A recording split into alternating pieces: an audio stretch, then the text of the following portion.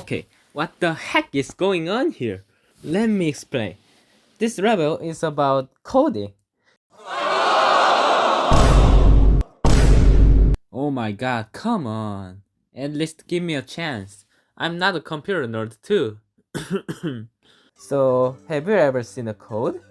It typically looks like this. We can use myriads of functions, highlighted in purple, to let our computer perform what we want. But actually, computers cannot understand these human-made terms. It must be broken down into simpler functions before running the code. This is assembly code. It's not human-friendly and have very limited simple functions. However, nothing stops you from coding with this language. Of course, this is what Xfuture wants us to do. Quick side note, in reality, these functions are represented as mere numbers. That's because CPUs memorize what number corresponds to which function. Thus, the whole code is a bunch of numbers in a memory, a long number sequence like this. And that's what you see in the right side of the level. This is the memory. You can put your code as numbers here using left side. By the way, these are useless for our purposes. You can ignore them for the rest of the video. See, I'm writing the code, and most stops in left side are irrelevant. Anyways, your final goal is to solve 5 coding problems with this. Now you know the outline. But you might wonder, where are the goddamn numbers?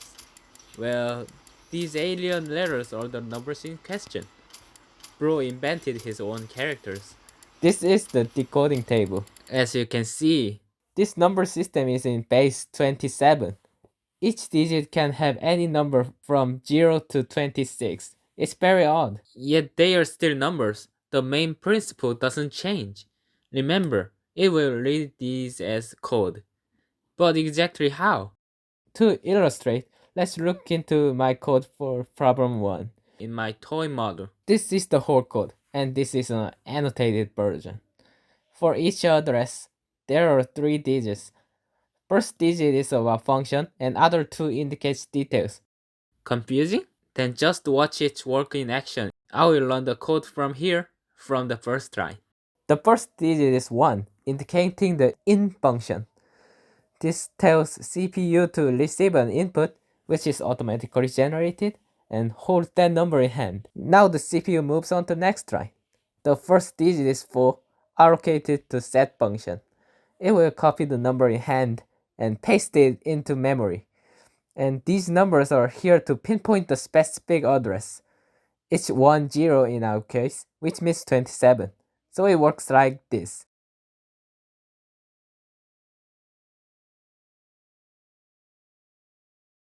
Now I receive a second input.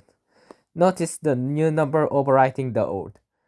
Our hand is too small to carry more than 1 numbers. Anyways, remember that the whole purpose of this code is to spit out bigger number between 2. Therefore, I used compare function to see which is bigger first.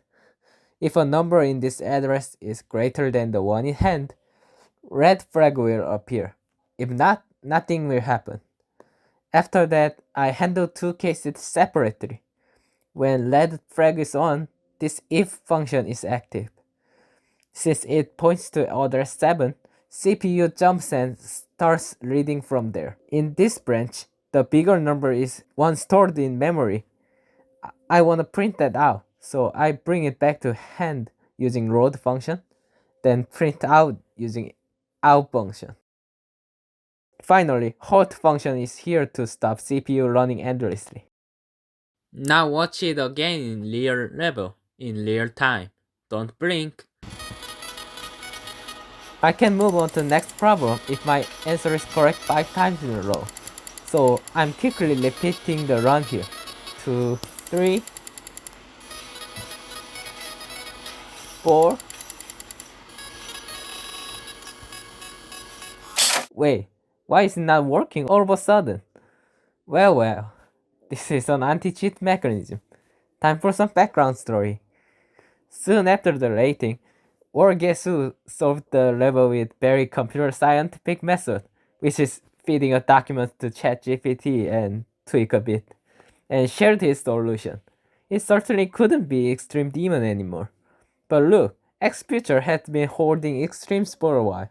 To keep his obsession, he developed a nasty anti-cheat. So, how does anti-cheat work? It's simple. Remember its functions were assigned to numbers like this? In fifth run, two of the functions in use randomly swaps in the table. You have to manually find and fix them. This is tough even with proper understandings. However, I'm willing to give my tips. More than often, your run may suddenly stop mid-code. One can make a naive guess that this function is changed to halt. But there's one more possibility to consider. Whenever the code outputs the wrong answer, the code automatically halts at the following line. Therefore, if this is out function, the code halts here too. They never tell you this anywhere. You can distinguish these two cases by looking at output box, because out function would actually output something, while halt doesn't. In this case, you see a new output generated. Out function is there, problem solved. This didn't happen in my code explained earlier. Still, I was in a lucky situation where my code decided to travel on open world, a jump happening in line 2. My load comment is replaced with a kind of jump. The swap was now obvious. Nonetheless, in worst cases, your code isn't damaged enough to see notable issues. Tracking the numbers in hand can be insightful in certain places. High understanding of your own code may catch anomalies such as really big numbers out of nowhere. But without that, my best advice is to rule out functions one by one. In works fine, roads works fine, and so on. As a last resort, you can always start over and wish good luck on the next attempt. It is brutal. I mean, this level is brutal. Majority of people don't have enough background to access. It requires hours just to understand. My first impression was like, what the fuck is Alu? In comparison, take a look at Brainfuck GD. It provides built-in tutorial. The examples are simple and digestible, and most importantly, it's readable. I actually had fun playing without seeking answers, and I definitely recommend it. Unlike this nonsense. Pretend I trapped you in a chemistry lab, then I throw you some organic chemistry books and tell you can't escape until you synthesize this molecule, and I randomly change label of some region for you. Oh, you can't understand MS and NMR? Are you illiterate? This level is doing exactly that, just in a different field with overcomplication. I don't think Xpiritu's primary goal was to make a trinary machine, rather showing off instantaneousness. Sorry, I got too emotional. Enough length, and I'm done explaining. If you followed up well, the rest of my completion video should make sense. Though I'm only including highlights here, full raw footage can be found in description. Our second quest is to create root operation.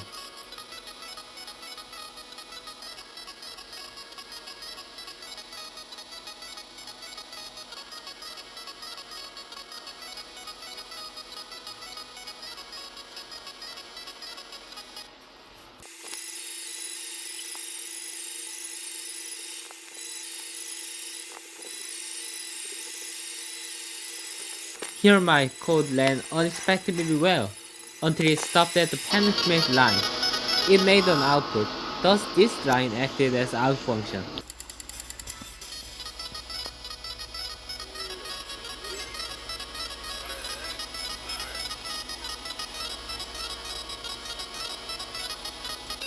Third quest is to find greatest common divisor between two numbers.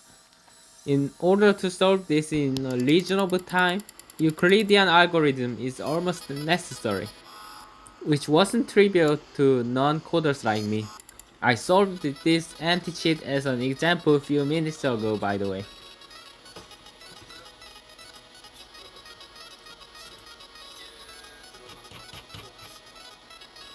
Next quest is to print a given number as base 3. My code is poorly optimized here, as I was lazy to make loops. You can absolutely do better. Also, I used pop and push function, which I didn't explain, but it should be possible to solve without them.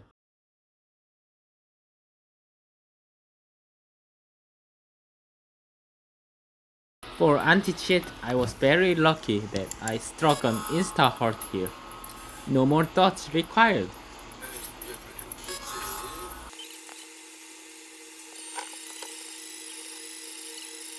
Our final quest is to find smallest prime number not less than the input. Simpler than it sounds, but very time consuming. About final anti-cheat, I stumbled upon a rare situation.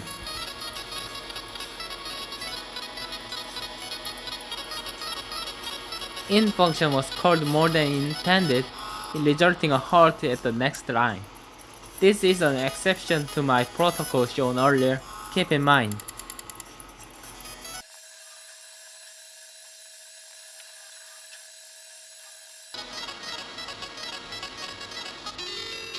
And that was the whole GG. DETERNARY. Thanks for watching.